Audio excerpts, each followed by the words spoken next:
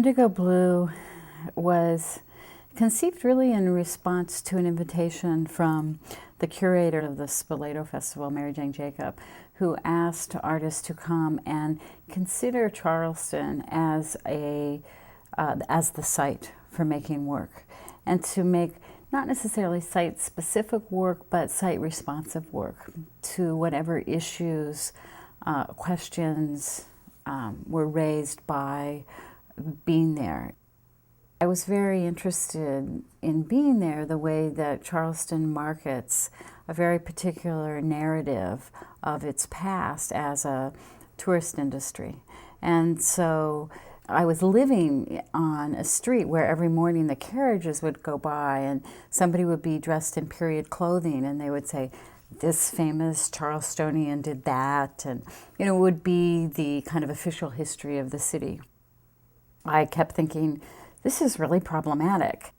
And I was reading Howard Zinn, and I was thinking a lot about the labor history of America and the fact that this is a port city and it's kind of a north-south water-land axis.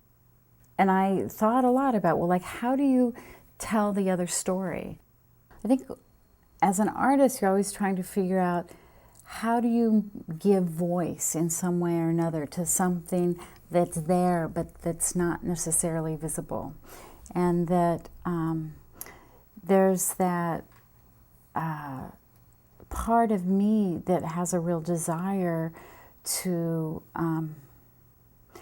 be able to think about how making might accrue enough weight in the world in the face of all the unmaking that's going on then, now, etc.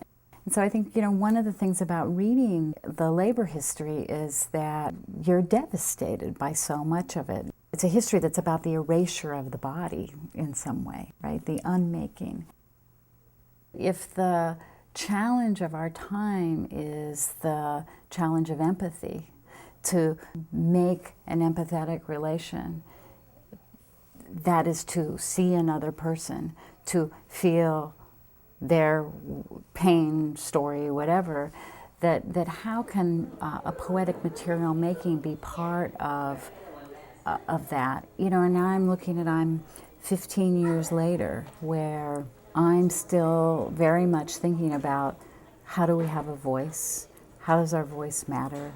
How does making matter?